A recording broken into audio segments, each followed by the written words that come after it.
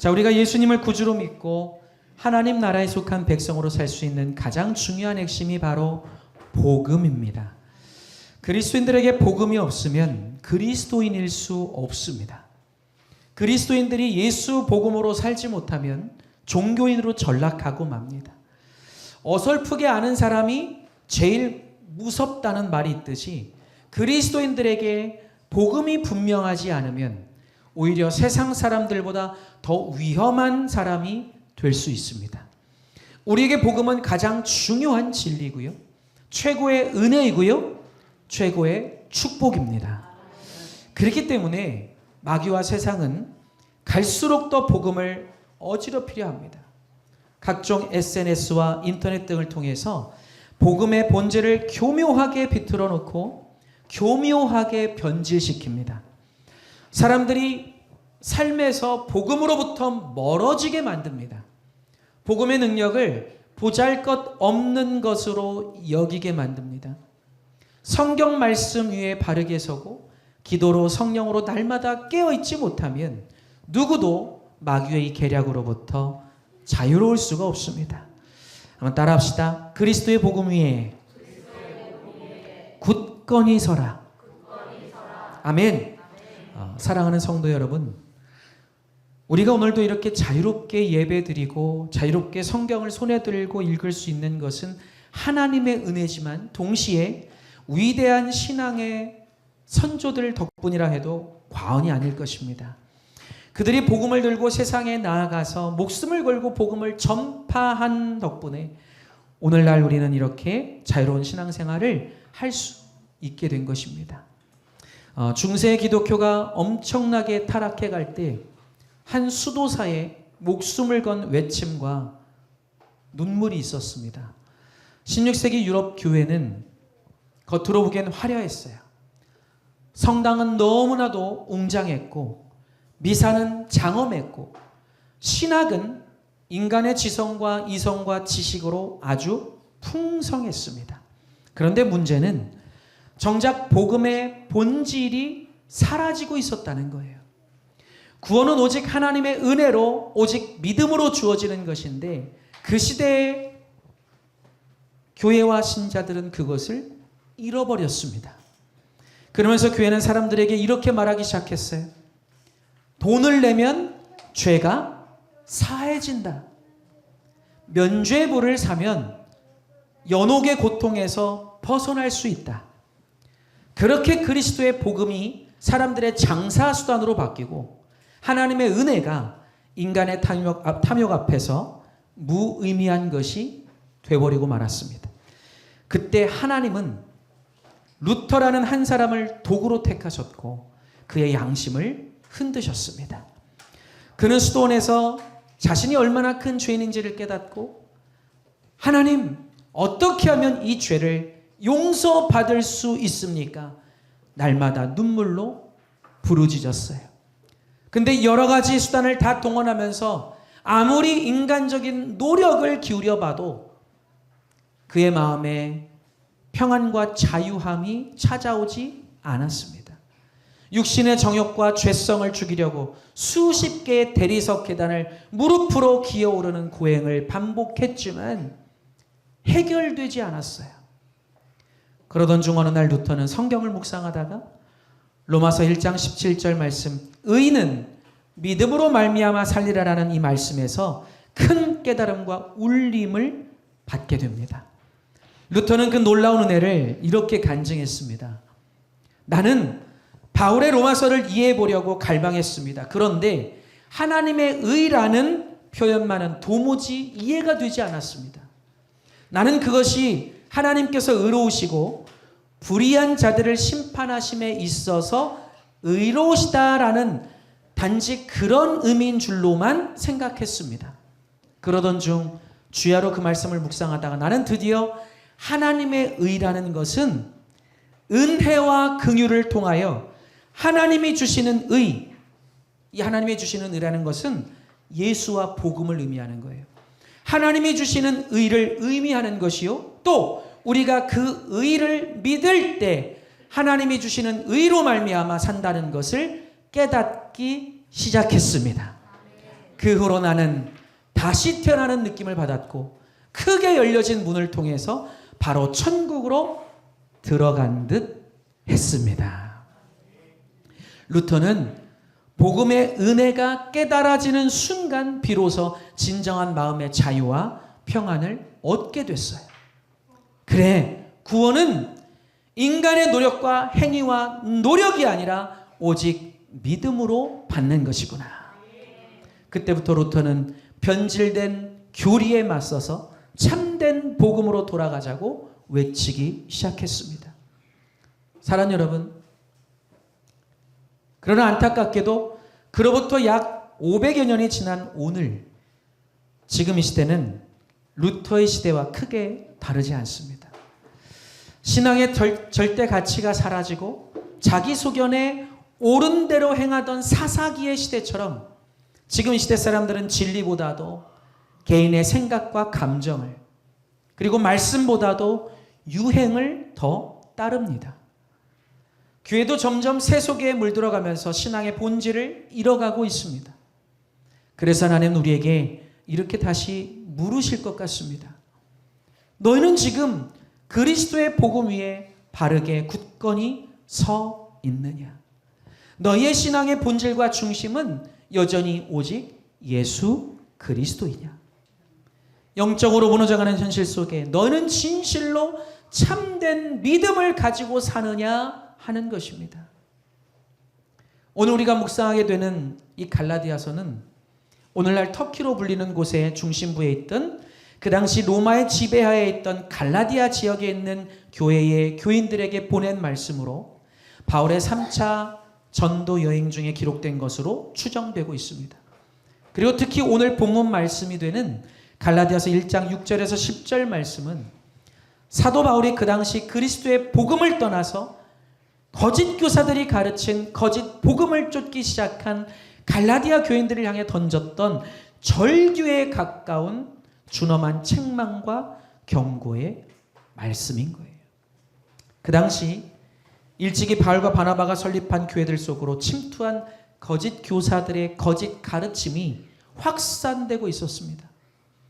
참 그리스도의 복음이 아니라 율법주의, 유대주의가 확산되고 있었던 거예요. 당시 거짓 교사들은 이방인 교인 그리스도인들에게 할례와 같은 율법을 반드시 지켜야만 구원을 얻을 수 있다고 가르쳤습니다.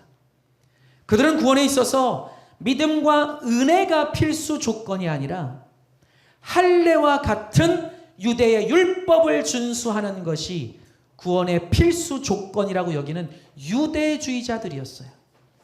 그래서 바울은 구원은 할례와 율법으로 얻는 게 아니라 믿음과 은혜로 얻는 것이라는 진리를 다시금 깨우쳐 주고자 했던 것입니다. 그리고 바로 이것이 오늘 우리가 붙들어야 될 메시지이기도 합니다. 이 시간 우리는 말씀을 통해서 오늘날 우리의 교회와 우리들이 다시 세워가야 할 신앙의 본질과 중심이 무엇인지를 알게 되기를 주님의 이름으로 축원합니다. 첫 번째로 따라 볼까요? 그리스도의 복음을 떠나 변질된 신앙. 자, 우리 6절 말씀을 함께 읽습니다. 시작. 그리스도의 은혜로 너희를 부르신 이를 이같이 속히 떠나 다른 복음을 따르는 것을 내가 이상하게 여기노라. 아멘. 여러분, 본문에 나오는 이 갈라디아 교회는 바울에게 있어서는 잊을 수 없는 교회입니다. 그가 처음 갈라디아 지역에 가서 교회를 개척했을 때 그는 복음 전도자로서의 핸디캡이 있었어요. 갈라디아서 4장 14절 말씀에 나오듯이 바울에게는 큰 질병이 있었습니다. 그 병이 무엇이었든지 간에 그 당시 바울은 쉽지 않은 이 질병 때문에 몹시도 큰 고통을 겪었음이 틀림없고요. 사람들 앞에 설 때 시험거리가 될 수도 있었을 것입니다. 그러나 갈라디아 사람들은 그것 때문에 바울을 거절하지도 업신여기지도 않았다는 사실이에요. 오히려 바울의 약함을 감싸줬고 할 수 있다면 자신들의 눈이라도 빼서 줄 수 있을 만큼 바울을 사랑해 줬습니다. 어떻게 보면 사제지간의 사랑이 듬뿍 담긴 아름다움이 있던 교회가 바로 갈라디아 교회였어요. 그런데 바울이 떠난 다음 그들이 달라지기 시작합니다.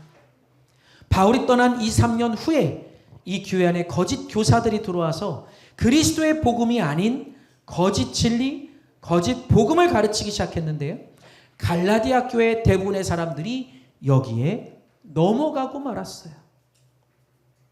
그러니 바울이나 바나바가 볼 때 이것이 얼마나 기가 막힐 일이었겠습니까?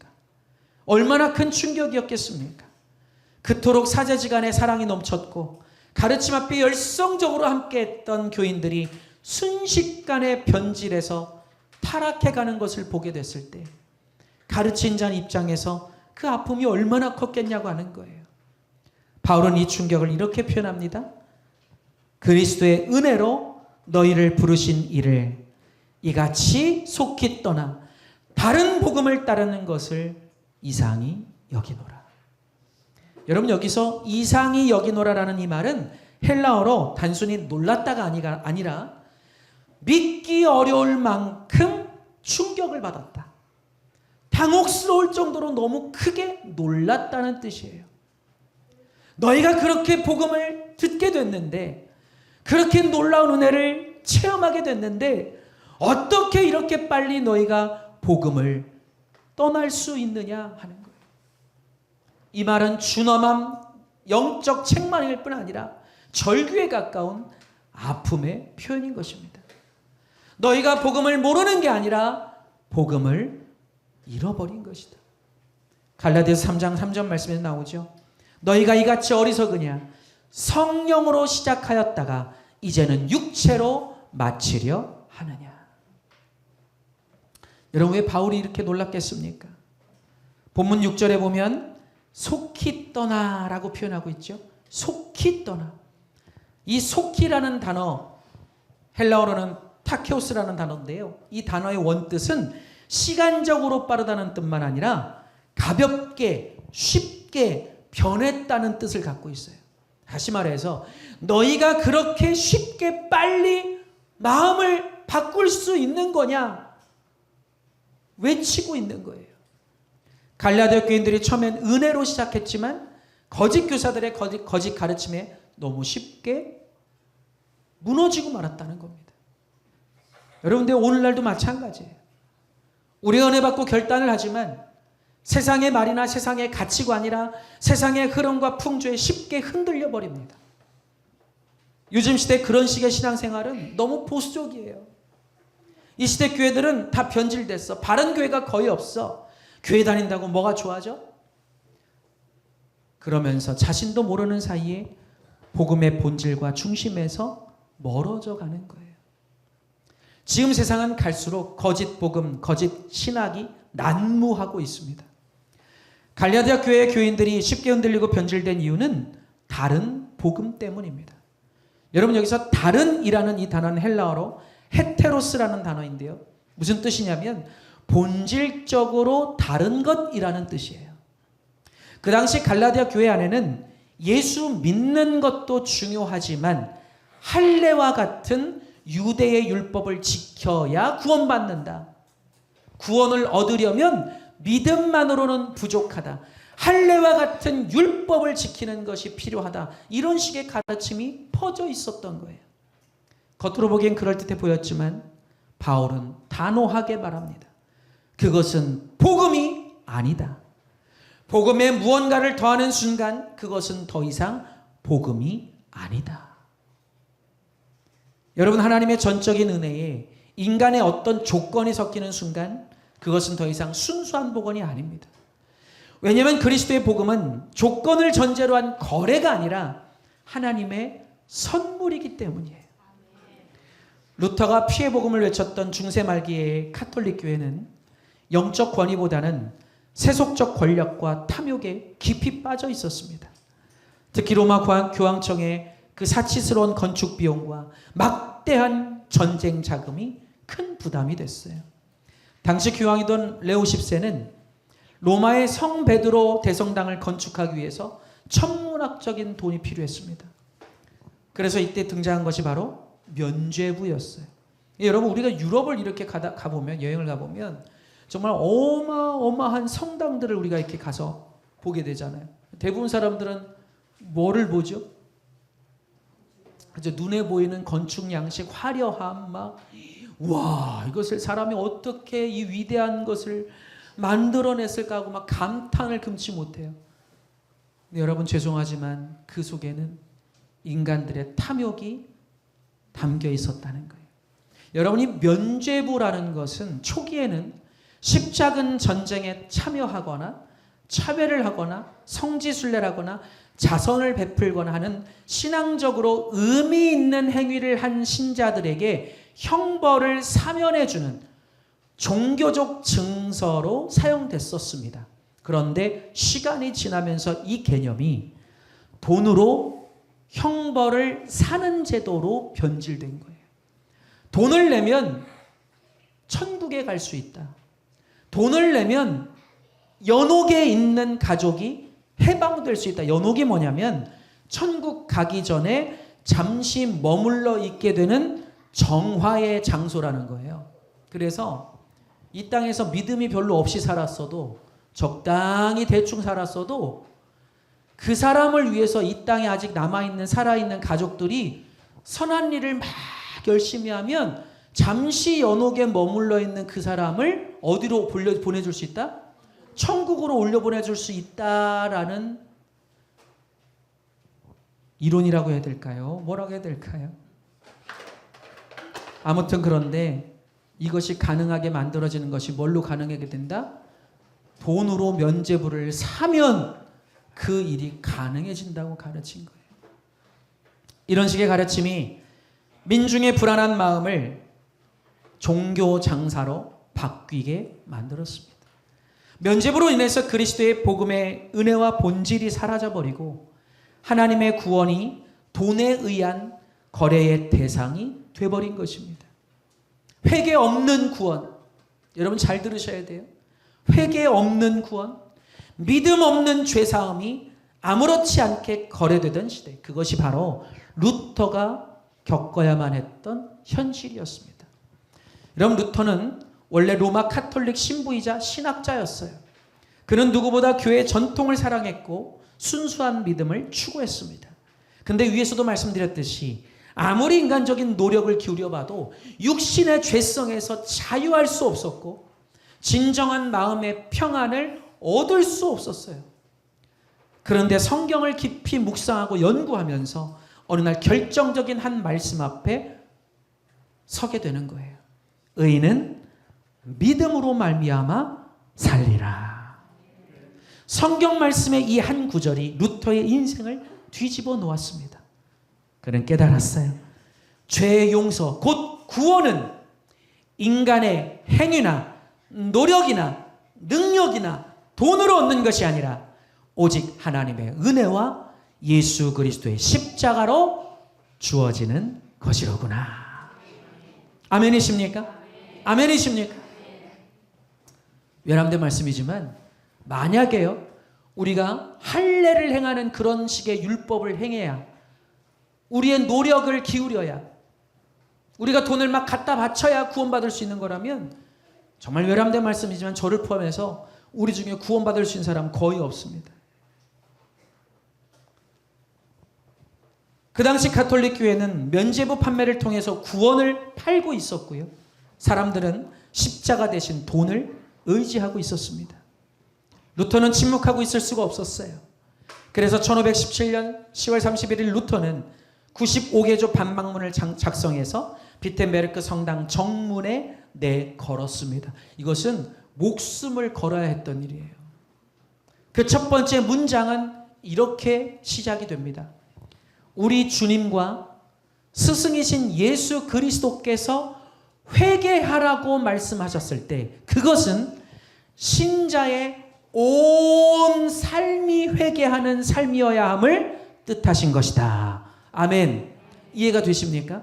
주님이 회개하라고 말씀하셨을 때 그 회개라는 것은 작은 몇 가지만을 회개하라는 것이 아니라 온 삶이 회개하는 삶이 되어야 한다는 것을 말씀하신 것이라는 거예요. 아멘이세요?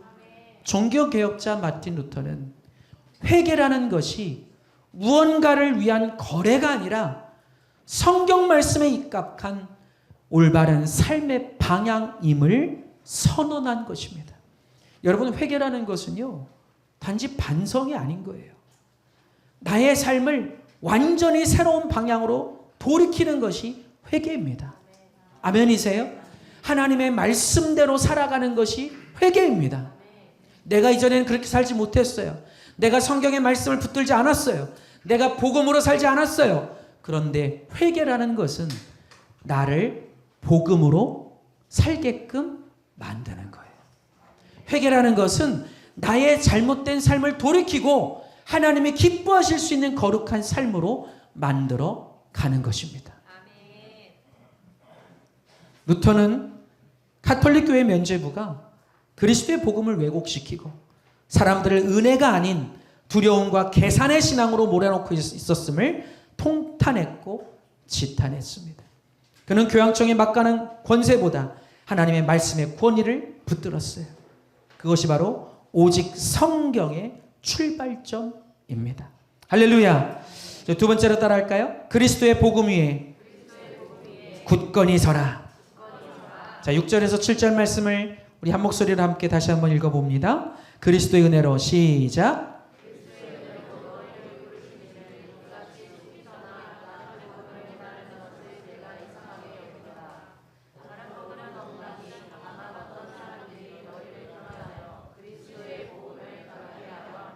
아멘. 사랑하는 여러분, 복음의 본질로 돌아가지 않으면 교회는 빠르게 변질되고 복음의 영광은 사라지고 맙니다. 그리스도의 복음 위에 굳건히 서지 못하면 구원의 은혜도 그리스도의 사랑도 무의미해지고 맙니다. 그래서 바울은 6절에서 이렇게 외친 거예요. 그리스도의 은혜로 너희를 부르신 이를 이같이 속히 떠나 다른 복음을 따르는 것을 내가 이상하게 여기노라. 여러분, 여기서 이같이 속히 떠나라는 표현을 헬라어 원문으로 보면 이렇게 되어 있습니다. 후토스타케오스 메타티세세. 즉 무슨 뜻이냐면 너희가 이런 방식으로 속히 떠나려 하느냐라는 말씀인 거예요. 가슴을 부여잡고 외치는 외침인 것이죠. 근데 여러분, 바울의 이 외침은 오늘날 우리에게도 여전히 적용되어야 합니다.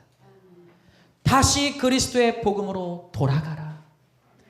너희가 어떻게 복음을 들었고 어떻게 은혜를 받았는데 어떻게 이렇게 빨리 변질되려고 하느냐. 너희는 다시 복음으로 돌아가라. 은혜로 부르신 하나님께로 돌아가라. 여러분, 그리스도의 십자가가 빠져있고 회개가 사라진 복음은 가짜입니다. 아멘이세요? 그리스도의 십자가와 사랑이 빠져있고 믿음이 빠져있는 신앙은 가짜입니다. 아멘입니까?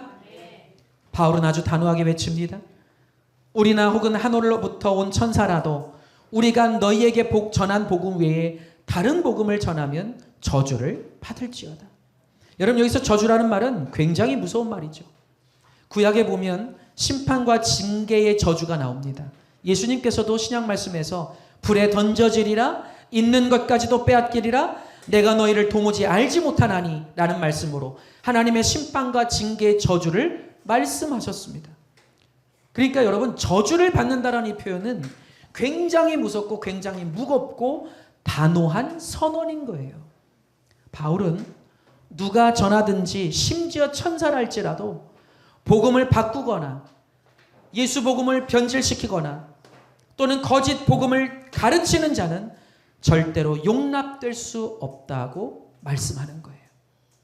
1521년 루터가 성직자로서 파면당하고 보름스 회의에 끌려갔을 때 그는 거기서 죄인으로 선포가 됩니다. 그때 그는 수많은 신학자들과 제후들 앞에서 이렇게 말합니다. 내 양심은 하나님의 말씀에 사로잡혀 있습니다. 그러므로 저는 제 입장을 철회할 수 없습니다. 저는 여기 서 있습니다. 하나님이여 나를 도와주시옵소서. 사랑하는 여러분, 우리가 마라톤처럼 달려가는 인생길에 얼마나 많은 장애물들이 있는지 몰라요. 늘 순조롭지가 않습니다.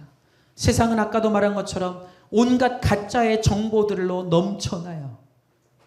이제는 무엇이 복음인지 무엇이 성경 말씀의 참인지를 분별하기가 어려울 정도로 가짜가 판치고 있어요.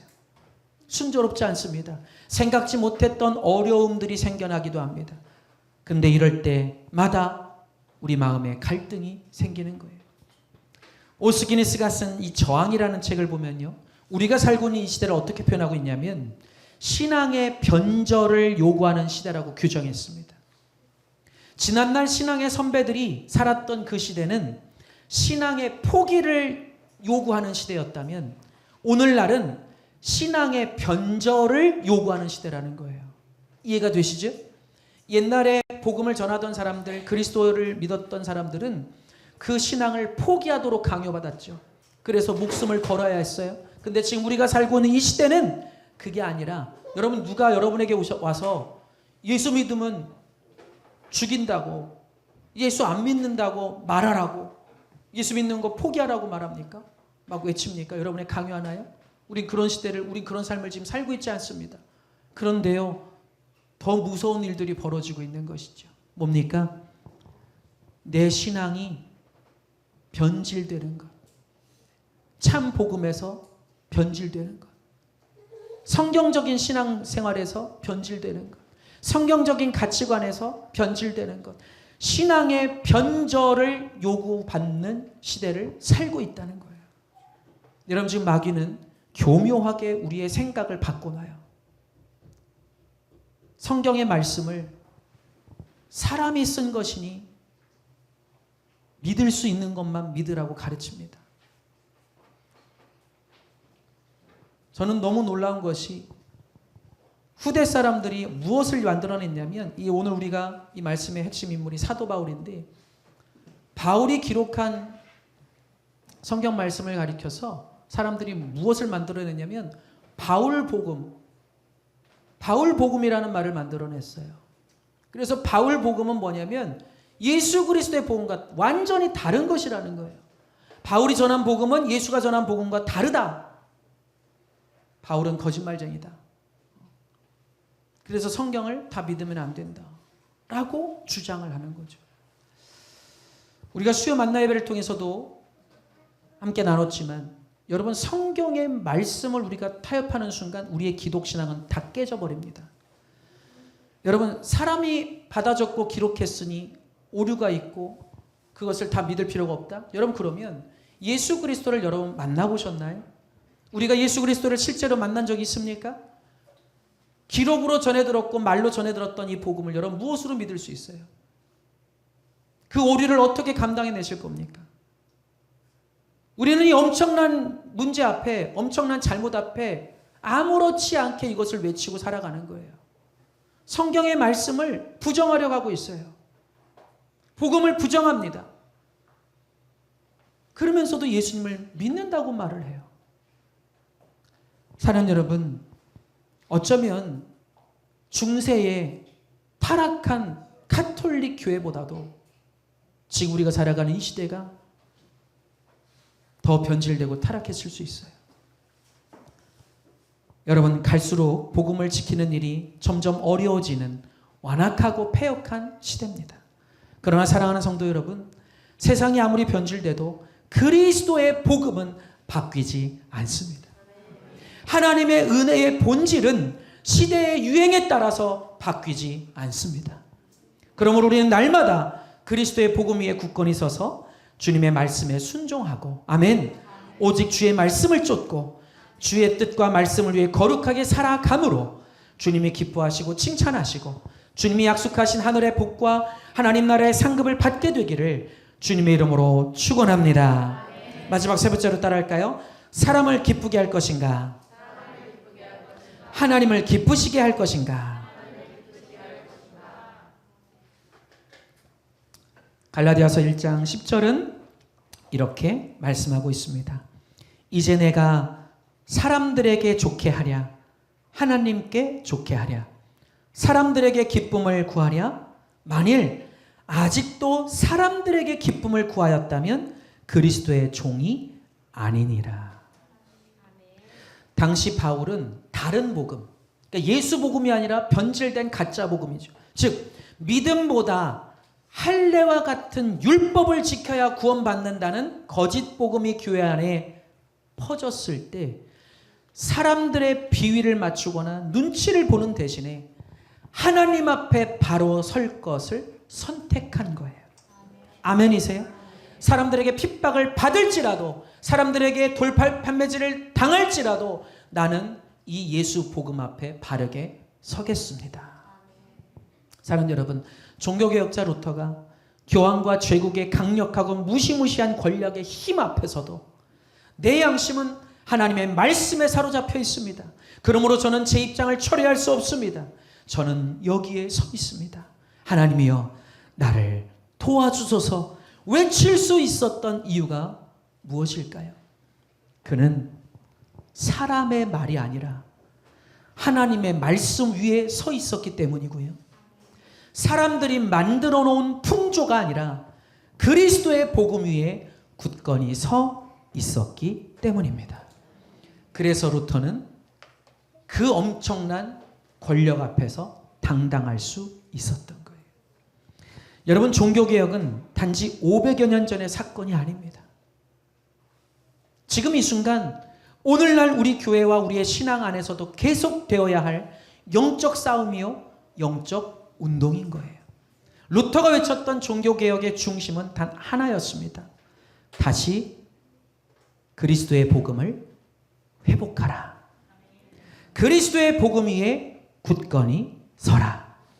할렐루야. 사람들이 만든 전통이 아니라 주님의 말씀으로 돌아가라는 거예요. 형식에 그치는 행위가 아니라 믿음으로 돌아가라는 거예요. 인간의 의가 아니라 주님의 은혜로 돌아가라는 것입니다.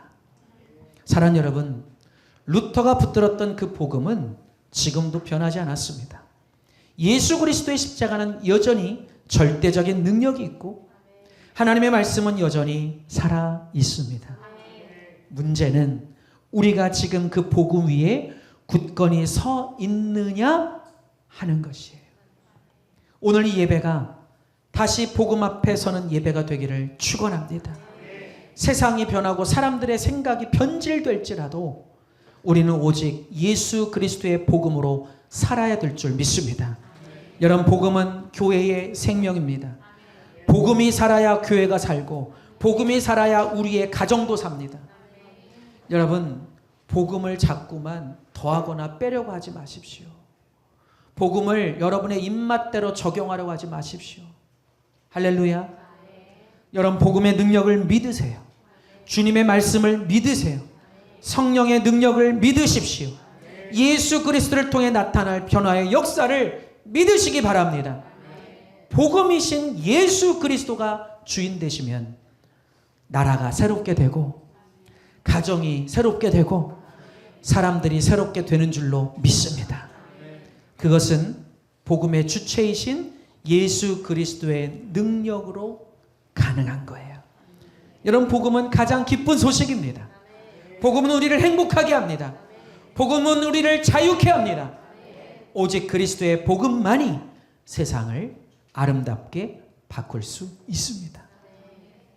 종교개혁자 루터의 강력한 외침은 어둠을 깨트린 강력한 빛과 같았어요. 그 한 사람의 믿음의 외침이 교황의 권세를 흔들었고요. 사람들로 하여금 다시 복음을 회복하게 만들어 주었습니다. 오늘날 우리도 루터의 고백처럼 변질된 세상을 향해서 이렇게 외칠 수 있어야 합니다. 내 양심은 하나님의 말씀에 사로잡혀 있습니다. 나는 여기 서 있습니다. 나는 세상과 타협할 수 없습니다. 그리고 날마다 주님께 이렇게 기도해야 합니다. 주님, 저를 다시 그리스도의 복음 위에 세워 주시옵소서. 믿음으로 하나님을 기쁘시게 하는 삶이 되게 하여 주옵소서. 날마다 말씀과 성령으로 깨어 있어서 복음의 파수꾼이 되게 하여 주옵소서. 이 기도가 우리의 결단이 되고 우리 교회의 결단이 되고 무너져가는 한국 교회와 가정을 살리는 새 불길이 되기를 주님의 이름으로 간절히 축원합니다. 골로새서 1장 21절 이하의 말씀을 좀 읽어드릴까 합니다. 전에 악한 행실로 멀리 떠나 마음으로 원수가 되었던 너희를 이제는 그의 육체의 죽음으로 말미암아 화목하게 하사 너희를 거룩하고 흠없고 책망할 것이 없는 자로 그 앞에 세우고자 하셨으니 만일 너희가 믿음에 거하고 터 위에 굳게 서서 너희 들은 바 복음의 소망에서 흔들리지 아니하면 그리하리라. 이 복음은 천하 만민에게 전파된 바요 나 바울은 이 복음의 일꾼이 되었노라. 나는 이제 너희를 위하여 받는 괴로움을 기뻐하고 그리스도의 남은 고난을 그의 몸된 교회를 위하여 내 육체에 채우노라. 내가 교회의 일꾼 된 것은 하나님이 너희를 위하여 내게 주신 직분을 따라 하나님의 말씀을 이루려 함이니라. 여러분 질문을 좀 드려봅니다. 여러분 진실로 구원 받으셨습니까? 구원을 확신하십니까? 그리스도의 복음을 믿으십니까? 그러면 날마다 예수님과 십자가를 바라보시기 바랍니다. 여러분 사도 바울은요 믿음만 강조한 사람이 아니에요. 사도 바울의 서신서를 보면 하나님과 하나님 나라를 위해 신앙적으로 충성을 다해야 하는 것을 엄청나게 강조하고 있어요. 여러분 야고보서 핵심은 뭡니까? 행함이 없는 믿음은 죽은 믿음이라고 말씀했어요. 이 뜻은 뭐냐면 우리가 가지고 있는 믿음이 진짜이냐 가짜이냐 참 믿음이냐 거짓 믿음이냐를 알 수 있으려면 방법은 뭐다? 나의 삶으로 그 믿음을 증명할 수 있어야 된다고 하는 거예요. 아멘이세요? 여러분 보이지 않는 나의 믿음이 진짜인지 가짜인지를 여러분 무엇으로 여러분이 자신할 수 있어요? 야고보서와 사도 바울이 전한 메시지는 동일한 것입니다. 한 사람을 행위를 강조하고 한 사람은 믿음을 강조한 게 아니었어요. 사랑하는 여러분, 구원은 믿음으로 받습니다. 그런데 구원받은 사람에게서는 동일한 태도가 나오게 되어 있다는 거예요. 그게 뭡니까? 복음에 합당한 거룩한 삶을 살아간다는 것입니다. 날마다 말씀을 가까이 하고 말씀에 순종하고 기도하는 삶을 산다는 것입니다. 예배하는 삶을 산다는 것입니다. 선을 베푸는 삶을 산다는 것입니다. 하나님 나라를 위해 살아간다는 것입니다. 여러분 정말 구원받으셨다면 아무리 세상이 변질되고 악해져도 날마다 그리스도의 복음으로 무장하고 또 무장해서 이제 그 복음의 힘이 여러분의 삶에 작용하고 그 복음의 힘이 여러분의 인생을 거룩하고 아름답게 바꾸어가는 놀라운 은혜가 있게 되기를 주님의 이름으로 축원합니다. 여러분 그리스도의 참 복음은 항상 나를 통해 살아 숨쉬고 반드시 나의 삶을 통해 그것이 증명되고 빛을 발할 수 있어야만 합니다. 여러분 안에 그리스도의 복음이 살아있다면 이제 그 복음은 여러분을 통해 반드시 거룩한 열매를 나타내게 될 것입니다. 복음을 위해 기꺼이 나를 바치고 전심을 다해 복음을 전하며 오직 복음 중심, 하나님 말씀 중심의 삶을 살 수 있게 될 것입니다. 말씀을 이제 정리합니다. 여러분, 날마다 다른 것에 마음과 시선을 뺏기지 마시고 복음의 옷을 입으십시오. 날마다 그리스도의 복음의 옷을 입고 살아가십시오. 우리가 마귀를 대적하고 세상을 대적할 수 있는 힘은 오직 그리스도의 복음입니다. 다시 복음 앞에 이제 우리가 다시 복음 위에 바르게 서야 할 때입니다. 여러분 성탄절이 며칠 앞으로 다가왔습니다. 우리는 이 성탄절을 어떻게 준비해야 합니까? 어떻게 맞이해야 하나요? 세상 사람들처럼 좋은 음식점에 가서 가족끼리 맛있는 음식을 사 먹고 좋은 곳에 가서 여행하는 것이 성탄절의 의미입니까? 예수님이 왜 이 땅에 오셨고 복음이 나에게 가져다 준 축복이 무엇인지를 기억하지 못하면 주님이 이 땅에 오신 아무런 의미가 없게 돼버리는 거예요. 사랑하는 여러분, 주께서 자신의 생명을 바쳐서 우리에게 영생을 주셨습니다. 이제 이 복음을 우리가 나타내고 전하는 것이 우리에게 주어진 마땅한 사명이라고 하는 거예요. 죽어가는 영혼들에게 그리스도의 복음을 전해야 합니다. 첫사랑으로 돌아가서 그리스도의 복음으로 다시 무장하고 복음을 위해 기꺼이 인생을 걸고 복음을 위해 나의 삶을 드려야 합니다. 이것이 우리 주님께서 우리에게 말씀하고 계시는 바예요. 여러분, 이것이 주님께서 저와 여러분에게 복음을 주신 궁극적인 목적인 것입니다.